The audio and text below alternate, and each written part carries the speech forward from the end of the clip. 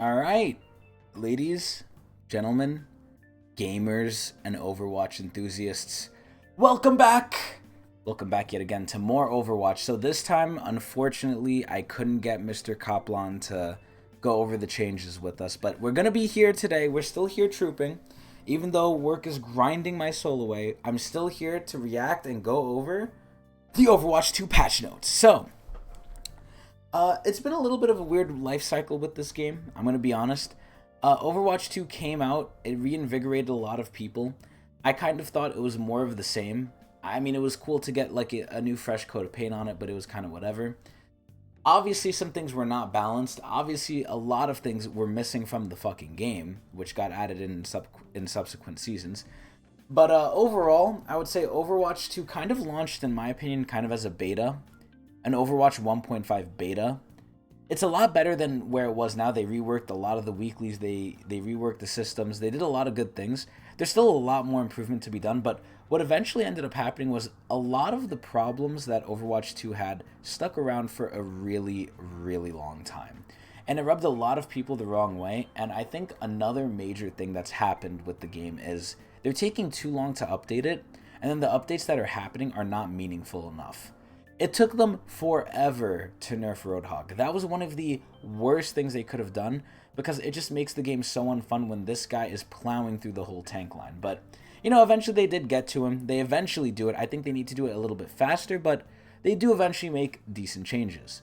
But let's see what changes they make here. So this is in preparation for the newest Season 3, that's out today, which I will be playing later on at Twitch TV Tecnics channel. Although I have a lot of things to do, so I might not be live right away, right after I post this. However, I will be playing. So, this season, though, does not have a new hero. It only has a new map. This is the first season we are not getting a hero. The first season was the exception. Season 1, we got a bunch of new stuff because it's Season 1. Season 2 was also another exception. They want to give us another hero. Season 3 is where they're starting to actually go into their groove of what they said, which is one season, one hero, the other season, an off season, just the map. So that's what's happening here. Hopefully they fill it with enough events. I mean, I did a reaction to the trailer. I'm not wowed by the skins, but it looks like they have event back to back to back, which is good because you want stuff always happening in a game. You want people to always come back and be on it, like Fortnite. But anyway, without further ado and without me rambling too much, let's actually see what's going on. And we'll pray to the spirit of Jeff Kaplan to bless us. Anyway, drop into Season 3 to explore the depths of the coolest new control map, Antarctic Peninsula. I actually really like this. When I saw the trailer, I thought this was the best part of the trailer. Compete in limited time in-game events, such as Ultimate Valentine, which I hope you can earn the Hanzo skin from. Customize your heroes with new skins and cosmetics from the Battle Pass and weekly shop drops, which sucks to be me because I'm not paying money on this game. Now you can earn credits in the Battle Pass that you can redeem for over 250 cosmetics from the original Overwatch. So basically, these are just to get the old skins. I'm a little sad they don't improve the rate of earning the new stuff, because if you're a free-to-play player, you have earned nothing. I've tried to do every single weekly challenge since the game has come out. I still can't afford the Battle Pass. Granted, I couldn't do all of the weeklies because, like I said before, the weeklies when the game first came out, they were brutal.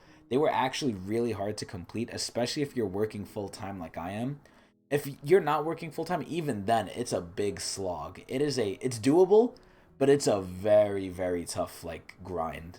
But they made it easier. But in the beginning, I couldn't get it all done. If I did get it all done, I think I could pretty much afford the Battle Pass and a little bit more. You'd have around, I think, maybe 1,000, 100 at this point. But that's not enough to afford any decent skin in the shop yet. So what I'm saying still holds true. You can't afford any of the new content if you're still a free-to-play player besides the Battle Pass. But anyway, what are we doing? What else is there? So, discover... Oh, wait, no, I went ahead of myself. Excuse me. Okay, no, I already read that. Here we go. So, new map, Antarctic Peninsula. So, this is probably has lore to do with May. Pretty cool, I guess. Pretty cute. I like May. I like Snowball. I think May is kind of hot and cute at the same time. But yeah, so discover the abandoned station where the Overwatch Eco Point team once searched for the source of a dangerous anomaly threatening the world. See, that sounds so cool. I wonder if there's lore about that. There probably is, but I just don't know it. And explore the wreckage of the icebreaker ship that failed to rescue Mei Ling Zhao and her friends. Okay, cool. So, new feature, Streamer Protect. Oh, I guess this is for me because I'm such a popular streamer with thousands of viewers at Twitch TV says Tecnics channel. You know, if you go there, I asked Twitch about this. I told them, hey, Twitch, my thousands of viewers, they're not showing up on the viewer count. It must be glitched or something. And me being as important as I am, they said we're working hard to fix it. Don't worry. But go over there and chat with everyone there. But chat with me mostly because I'm the coolest. But anyway. Players can now activate Streamer Protect options in game settings. These options provide players with ways to hide identifying information when live streaming matches. That is actually really good. That's something I might actually use because I heard, let me not say anything to out myself, but this is a good thing. This is a good thing that I will probably definitely look into. That's very good. So already we're not even up to the heroes and things are good. So, general updates. Accessibility improvements. So, they improved subtitle options. That's good. Added mouse cursor size. Wow, that wasn't in before. That's actually shocking. And added setting to select custom colors to group and alert colors in the UI. Okay, cool. Challenges. Added challenges to unlock silhouette player icons for all the heroes. Cool. Oh my god, this next one I just read is a godsend. Okay, let me describe this. Added tracking for each of the roles for the weekly Role Mastery Challenge. Now, some of you might not know what this means or what this is, and I'm going to explain it here. There is a weekly in Overwatch where you have to win 3 games as 3 separate roles: DPS, tank, and support. You know what the problem becomes? When you win 3 games, the challenge gets 1 out of 3. On one roll. When you win 3 games on one roll. When you win 3 games on another roll, the challenge becomes 2 out of 3. But if you're doing one of the other weeklies, which is to fill, right, and you're playing all these different roles and you're winning, but you're not keeping track of it, when that thing is 2 out of 3, you don't know which roles you've gotten on. I mean, you can assume, right, because most of the time, if you're going fill, you're going to get healer anyway. But a lot of the times, I had to guess and just pray to God if I win a game on tank or DPS, that's the one I needed. And it was through trial and error I would eventually have to figure this out. Now, this goes into a higher level argument that Overwatch 2 is doing, which is what goes back to what I said before, that this game seems like a beta. There's a lot of features and things that should be in the game that are simply not because of either negligence, laziness, or they are in the game, but Overwatch 2 for some reason decided, hey, we're just not going to show you. This is an example of the last one. The system tracks which role you're getting the wins on. It's not like it doesn't know. It's just not showing you because they didn't put it in, because I don't know why. It's either gross negligence or they just don't want you to know. Now, another thing that a lot of people have noticed is the on-fire system is still in the game. Your character, when they do good, still says, oh, I'm on fire, but an extinguisher is not needed, right? They still have quotes relating to being on fire, and the system is still there. They just took out the visual for it. Why did they do this? I don't know why they did this.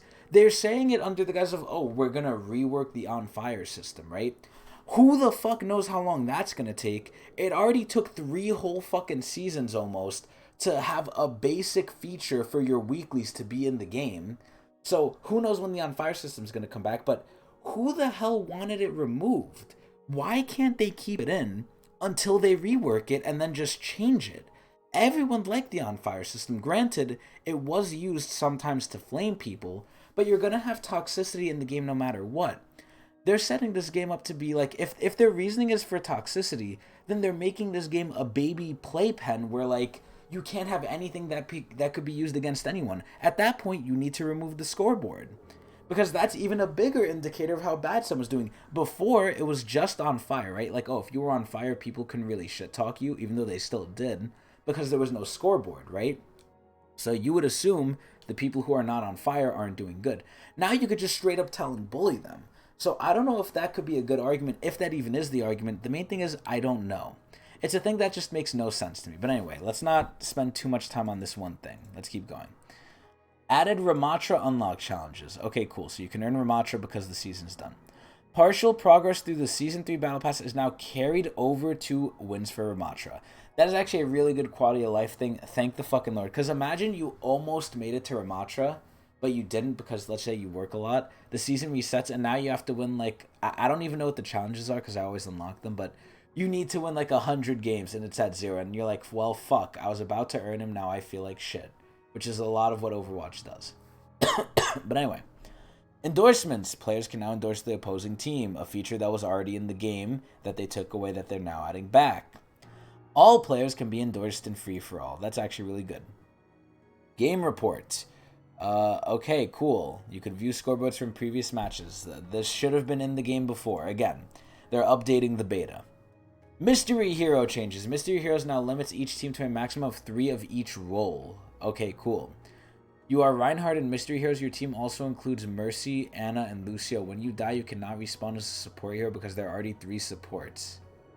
Okay, cool. That's actually a nice quality of life. Let's see. And you can change it in custom games. Cool.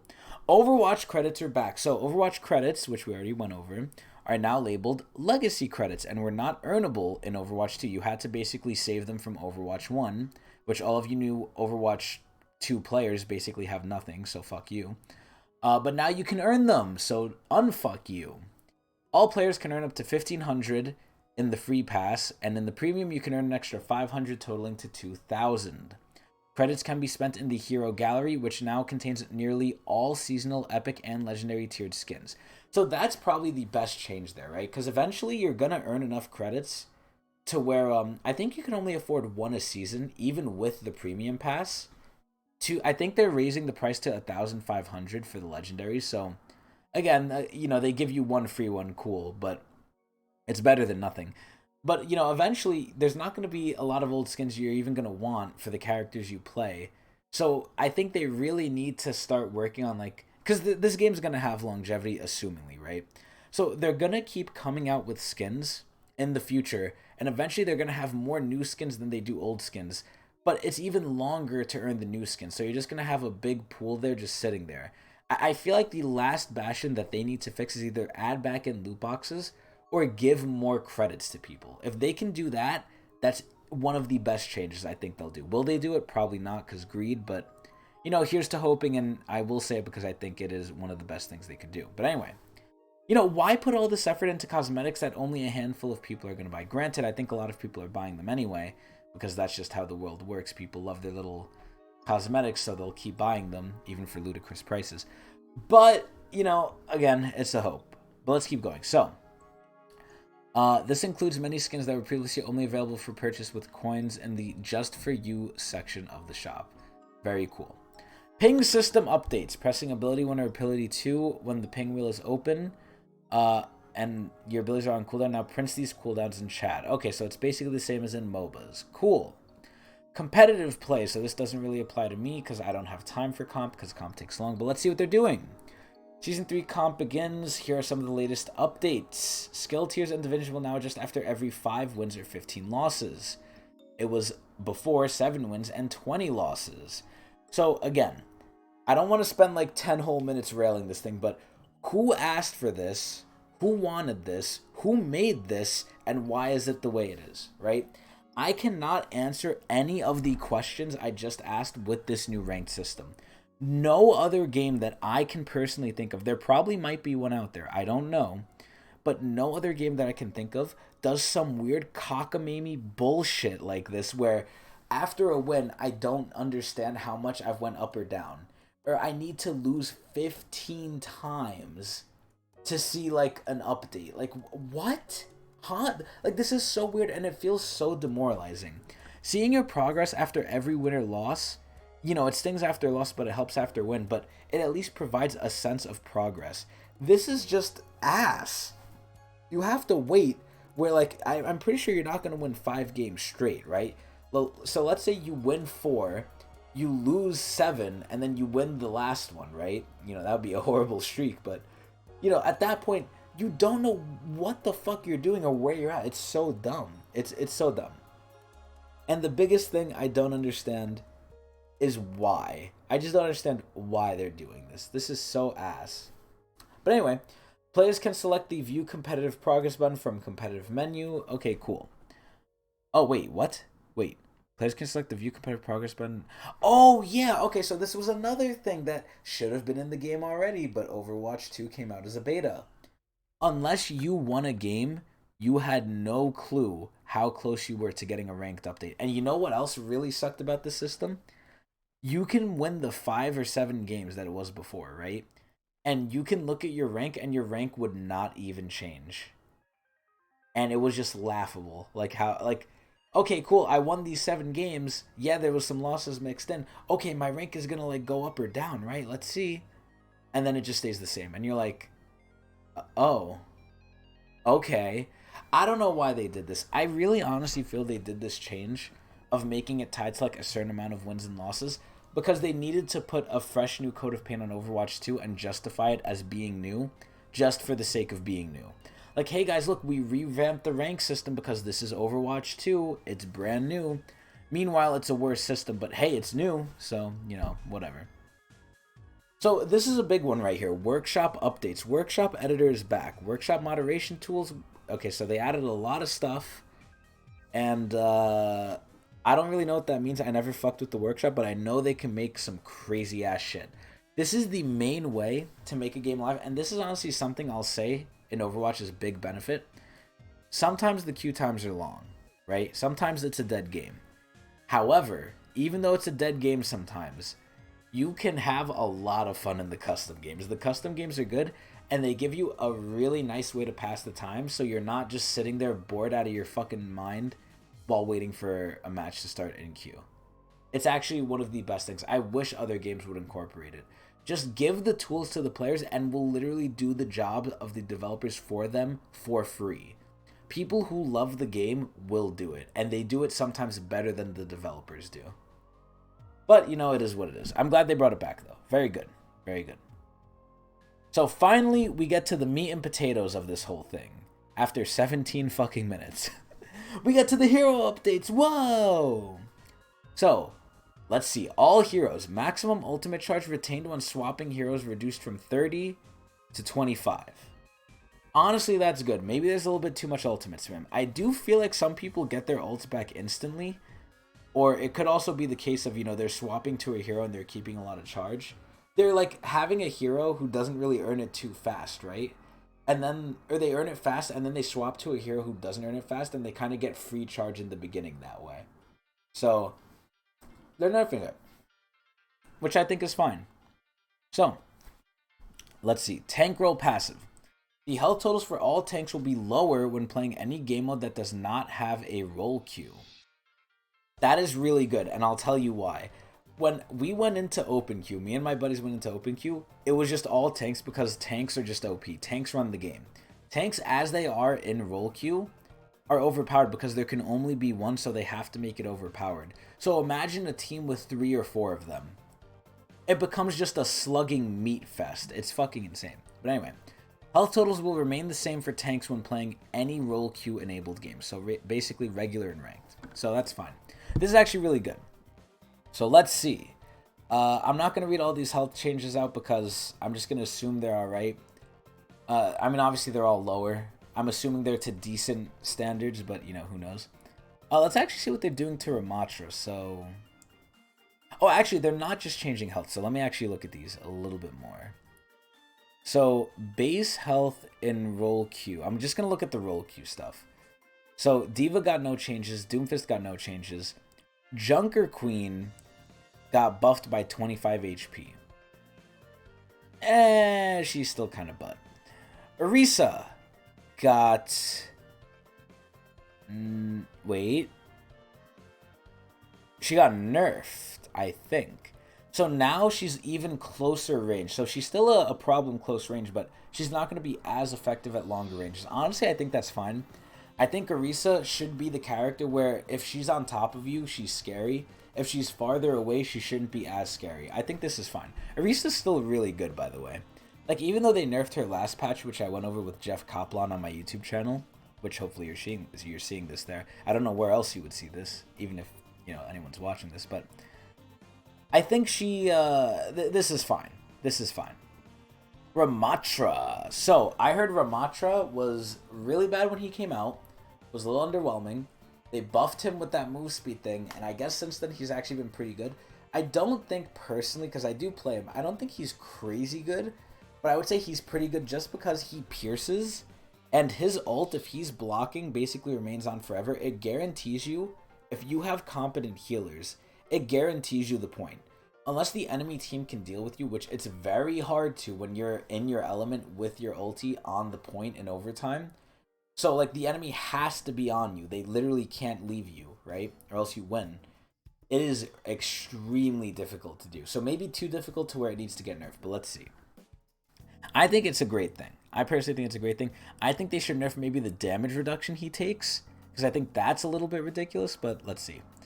The idea of an ultimate ability potentially lasting forever is an exciting concept, but the reality is that if it's too easy to do it, it causes a lot of frustration, and with Ramatra's ultimate in particular, an excessive amount of visual noise. I've actually heard that more.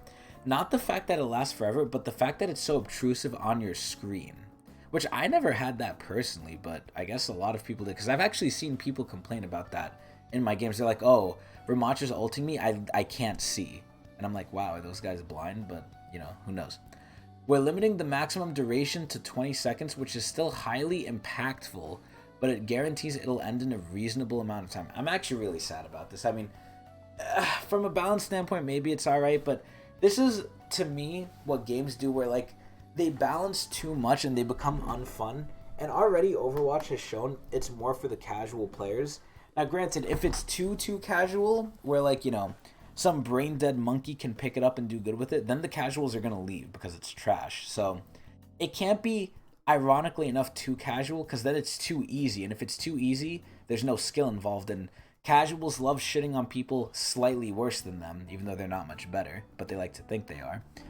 But this game is definitely not for the pro players, and it's definitely not too competitive anymore with the changes they're doing. But, I'm just sad to see it go. I mean, I like the idea of an infinite ult, as long as you could stay on people. And shields block it too. It's not like there's no counterplay. You can go in a Winston bubble, you can go behind Rhine shield, and those actually block it, and it does count down the timer if you're not sucking anyone else. But it is what it is. Maybe if they made it to like 30, maybe it'd be better. But, you know, 20 is still, I guess, good. But we have to see. I wonder if they're going to give him any compensating buffs for it. But let's see. So his health remains the same. And damaging enemies with the ultimate now slows the duration timer down instead of pausing it. So it can last up to 20 seconds. And then they increase the cost by 12. Okay, so he just got straight ass nerfed, even in all aspects. Okay, well, he's just worse. Okay, that's fine. Alright, Reinhardt. Reinhardt is still probably one of the best close range, one of the best close range tanks. Better than Ramatra in terms of damage, I think, unless... I think Ramatra, it's way easier to hit more people because you have more range and it pierces, although it doesn't do as much damage. But it pierces shield, which, you know, Rhine, you have to be right on top of them. You're more likely to hit, I think, more people with Ramatra in most situations than you are with Rhine. But Rhine is more of a guy who catches people out. Ramatra is a guy who just runs at you and clubs you. So let's see what they're doing. Or you just in, you know, in like your arms up for him, like you're going to box someone, but you just get pummeled. But anyway, let's see. In similar fashion to Roadhog's chain hook combo, we generally like to avoid heroes in the tank role from killing enemies in one shot. That's sad. Earth Shatter direct hit damage is... What? Is being reduced? In most cases, targets on the receiving end would die anyway during the knockdown stun, but it does end up some potential for their allies to intervene. Okay, so this makes me question, why didn't they take away D.Va's ability to kill someone with the mech falling on them, right? Because that kills most people. So I would say that's probably harder to do than Reinhardt's Shatter. I think that's one of the hardest things to do, kill with that ult, at least. But I would say Ryan's, like, you know, getting a Shatter right on top of their head, it's not, you know, I think it should kill people. I honestly think it should kill people. But let's see how much they're nerfing it by. We gotta see. So for now, we're fine with Charge Pin staying lethal to many characters due to the difficulty and risk involved. The Fire Strike damage increase does mean it would once again one-shot when combined with Baptiste Amp Matrix, but that requires an ultimate combo with another hero, which, you know, now you're working for it. We'll see how it plays out and adjust if necessary. So, let's see what they're actually doing. So his base health is the same. So the knockback impulse is reduced from 10 to 6. That actually is pretty huge, because sometimes when you knock people with Reinhardt, they're already running away. It actually helps them get away. This actually might help you stick on to people a lot more.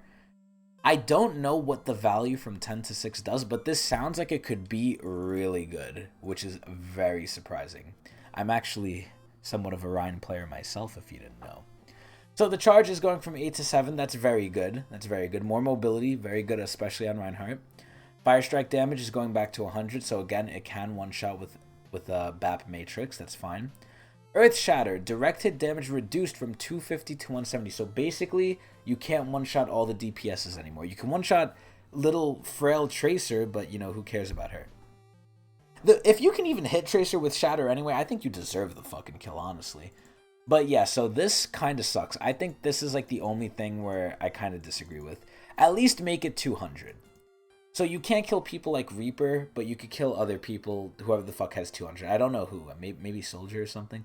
But make it so, like, I don't know. I think this is just sad. Anyway, knockdown duration increased. Okay, that's pretty good. That's pretty fucking good. And then ultimate cost increased by 7. I'm getting too ahead of myself. I have very little time, so I'm trying to speed up, even though we're already almost 30 minutes into this shit. Okay, Roadhog. I think Roadhog sucks ass since they nerfed him. I don't see anyone playing him. I don't want to play him. I tried playing him. He blows dick. Hopefully they buff him. Allowing Roadhog to use abilities during his ultimate made it much more reliable in solo tank environment. Though doing so was often much like just canceling the ultimate as it ran out of time. Okay, I'm going to make a guess here. I hope they make it so if you use abilities like healing tank while you're using your ult, your little healing gas thing, your little can, it pauses the ult duration. That is something I think that would solve basically this issue and would be good, but let's see. We're adding a couple seconds to maximize duration to increase the flexibility of players' choices during the whole hog ultimate. Okay, I mean, this is overall a better buff than what I said. What I said before solves the problem, but this just provides a buff in general, because if you're not going to heal or hook or do anything, you're literally just getting extra time, whereas you wouldn't before. This is good. How much are they increasing it by? They're increasing it by 2 seconds. Not bad. And then the cost is increased as well. That's fine. Sigma Balls. No real changes, but his ultimate went up. Cool. Sigma's pretty cool. Winton. Pretty cool as well. His health of his barrier got reduced, though. I didn't think Winton was that strong, but honestly, I think Winton is a pub stomper, so again, the game is for casual, so I guess this makes a little bit of sense. I feel like in casual play, which is what I play a lot, I can play Winton, hop on their backline, and the enemy team, like, obviously isn't going to help them because it's casual. They don't know what they're doing or they don't care. And I just eat the healers' asses and then we win the game. But, yeah, maybe Winston needs to be touched down a little bit, and if they're only doing this, this is fine. Wrecking Ball. This character sucks ass. I hate this character. This character is a giant FU to a lot of people. This character is made just to be annoying. I hate him. What are they doing? Base health and roll Q has been nerfed from 600 to 450. Thank fucking God. Shield health increased from 0 to 150. Fuck. Pile driver got buffed. Fuck. Ultimate cost increased and arming time reduced. I hate this fucking character. What do they say about him? Wrecking Ball received some of the fewest changes in the transition to 5v5 as he proved to be one of the most effective solo tanks in early testing. His extreme mobility and massive health pool enable him to choose when to fight much more freely than other heroes, except maybe Winton. Even though he is the most mobile tank though, like, let me be honest. These changes are aimed at reducing his downtime so he can press the advantage even further. So this is where I kind of agree with them here, but I don't like what they're doing. I feel like Ball was good at one thing. He was good at going in, being annoying, doing little quick hits, and, you know, forcing your attention on him, disrupting you, but then leaving. He shouldn't be good at killing, and he shouldn't be good at, like, doing anything else. He should just be good at going and disrupting and getting out better than anyone, better than even Winton, which he is. He is better than Winton. I'm scared. I mean, obviously they're not doing it here too badly, but I'm scared they're going to make him too good where he starts to end up killing people and being able to get away. At that point, he's meshing too well into two identities where he should only have one. And I hope they don't nerf his original one, because as much as I hate it, it is his identity. So, we're going to see. I don't think these changes are too bad, though. Zarya, I barely see this character, and she got the same thing as everyone else, ultimate increased. Cool. Cassidy. Excuse me. What do I think of Cassidy? He's getting a cool-ass skin this season. Aside from that, he's aight. His ult is the most lackluster part of his kit. And I always say it, too, when I play Overwatch live at twitch.tv/Tecnics channel every day. When McCree and other characters came out, their ult was the coolest point about them. Their ult was, like, the big, like, focal point of their kit, and it was the big, like, hype moment of playing them. Now, no one cares about his fucking ult. Yeah, you could get, like, a good, high noon, but it's very rare, and honestly, some people just use it to reload. That's how, like, undervalued it is now. And how it's not even undervalued. That's just how ass it is. His ult is just ass. Let's just face it. Now that the game has been out, now that people know how to counter it, I think they honestly need to buff his ult to, like, have people, like, get into kill range faster. But they're never going to do that because that's going to be kind of OP. But yeah, no, I think Cassidy's kind of fine. I'm curious what they're going to do with them. Combat roll not being blocked by players is mostly a small quality of life change to make the ability feel smoother. Yeah, that's pretty cool. So primary fire fall off range increase. So he's getting buffed. He could do damage at longer ranges. That's very good. And the combat roll is no longer blocked by people. That's very good. All right, what are they doing to Junkrat? They finally changed the DPS roll. So, maximum damage reduced from 120 to 100. Does this take away his one-shot? No way. As the concussion mine already has damage fall off the further from the explosion the enemy is, lowering the maximum damage will require Junkrat to be slightly more accurate to achieve the same lethality. Wow, so they don't like the one-shot and how easy it is to do.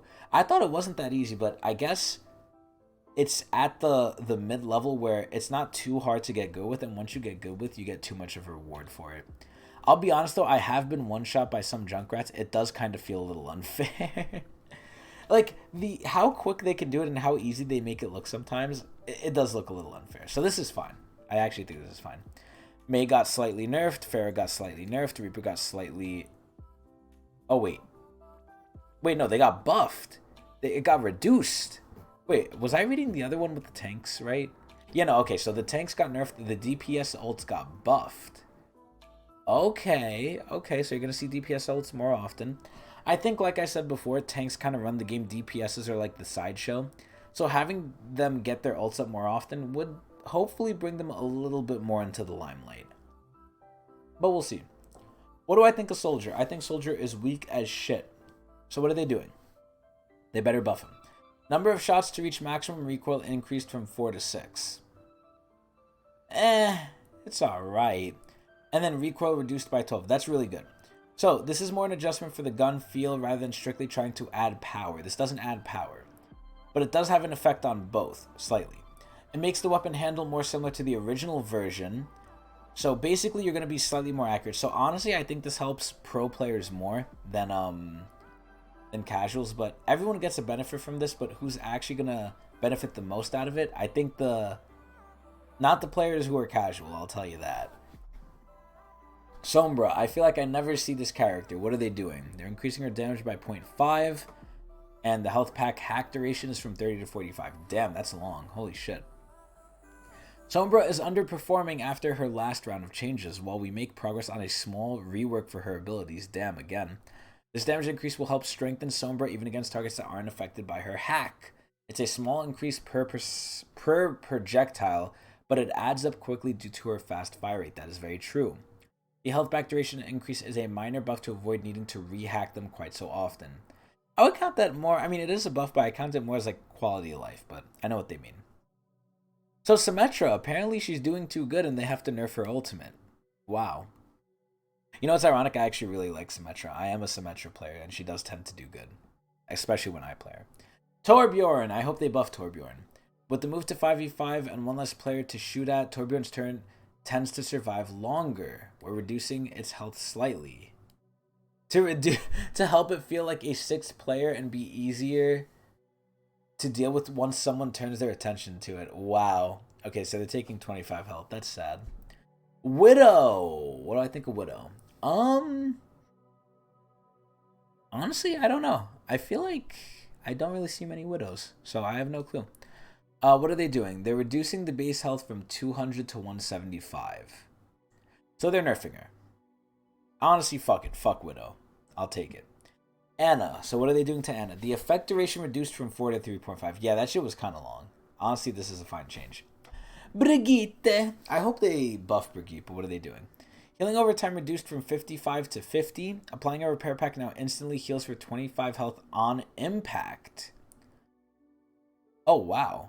So I think this is overall a buff, honestly. And then they reduced her ult cost by 10. I think her ult was one of the costliest ults in the game, ironically enough. So this is actually really good. But yeah, overall, I think this is better. You get a little burst on impact, and then I don't know how long it lasts, so maybe overall you're getting less healing, but I think this will make it feel better, honestly. Repair packs having a small amount of instant healing will help Brig have more agency in saving an injured ally, and generally making the ability feel more responsive and impactful. I actually agree. You know, when I do League patch notes, I always question if Riot Games knows what they're actually doing, because the changes are, like, very opposite from, like, what they're saying they want to do. But so far, Overwatch's ones aren't too bad. This is good. Lucio got buffed with his ult. That's fine. Holy sweet Jesus, what are they doing to Mercy? Alright, let me see. Guardian Angel. They're increasing the cooldown. Holding the backwards directional input and canceling the ability with jump now moves 20% slower. Healing per second reduced. Healing is increased by 50% for allies under half health. Oh my. Okay, wait, I was about to say, this is just like a gutting of Mercy, but Mercy is now sort of a niche hero. Now, if you're lower than 50, and you know who this benefits the most? I'll tell you this right now. This benefits tanks the most, because if you're a Tracer and you're below 50% health, it's not going to take too long for you to get that increased healing, right? But if you're a tank, and it's also going to be really quick for you to die because everything can still one-shot you. But if you're a tank under 50% health, let's just say you're Roadhog, right? You have already an enormous health pool, so half of that is still pretty big where most things can't just one-shot you. So, at that point, you're going to be able to have actually better survivability the lower you are as a tank, because you're just going to be getting healed for more when you're lower. I actually think this is an amazing change. I actually really like this. Regeneration passive removed. What? No! Mercy's passive was so good. But now she has a new one, where she heals herself for 25% of the healing done with Cadis Staff. So that's actually pretty interesting, because that means if the tank is under half and they're getting beaten, you're actually going to heal yourself for more because you're healing the tank for more because they're below half. So this actually forces you to be healing to, like, stay alive. I actually really fucking like that. Fuck Battle Mercy. But anyway, let's see this. Replacing Mercy's regen passive with a more interesting interaction was something we wanted to do after all the support heroes gained a similar version of it. For the range of the staff, this will empower Mercy even more as a triage healer and enable her to more often save low health allies. That's very true. The overall time it takes to fully heal a 200 health hero from 1 HP is about the same as it was before. That's crazy. For Guardian Angel, the cooldown increase is necessary to reduce the greater increased mobility resulting from the recent rework to jump cancel. So I guess jump cancel gives you mobility, but I don't know because I'm not a Mercy player. Enabled Mercy to quickly launch herself long distances in any direction and be overly evasive for a short downtime. So they're not necessarily removing it, but they're nerfing it a little bit. Okay, I mean, that's fine. Mercy seems interesting, though. Moira got slightly nerfed. I wonder if they're ever going to get rid of DPS Moira. Who knows? Or maybe they did and I just don't know. But anyway, Zenyatta. Oh my god, please make Zenyatta good. I don't know how, but just do it. Ammo increased from 20 to 25. Who the fuck cares? We've been discussing options to potentially increase Zenyatta's survivability. We've seen previously in the beta that Zenyatta is on somewhat of a knife's edge for balance. Oh, isn't that right? Even just 25 more shield pushed him into overpowered must-pick territory. I don't know how. To balance his powerful damage output, the lack of mobility is an intentional disadvantage by design, so they don't want to change that. Instead, what they're going to do is they're going to add more ammo, so that way, like, he's vulnerable for less time and he can output more damage, I guess, for longer. I mean, I don't know. I don't see it. I don't understand how adding 25 health to Zenyatta, of all people, will make him, like, a must pick. But, you know, what do I know? Okay, so then we have new maps cycling in. Very cool, very cool. Then we have bug fixes, which I don't care. So, also another thing, I heard they're not doing it this season. I heard they're doing it next season. They're going to get away, or they're going to do away with the rotating maps. Now all maps are going to be in the game, because why the fuck is that not the case already? Again, I'm going to go back to what I said at the beginning. Overwatch 1.5 beta test. And finally, we're getting out of it. Finally, we're getting actual features that are making the game almost like an actual 2.0, but not yet. Again, there's still much improvement to be done, but honestly, a lot of good things came out here. So I would say I'm going to give this patch, I'm going to rate it similar to how I rate my other patch notes. I'm going to give this patch for everything that they did, probably an 8 out of 10 Jeff Kaplan's. I think they're going in right directions. If they continue with this direction and keep going the same way they did here, in terms of giving the players stuff like that's good for us and not just greedy for them, and doing some of these balance changes, which, they made Raiden pretty good. They made who the fuck else was it? Ryan was pretty good. Fuck Wrecking Ball. Cassie was alright.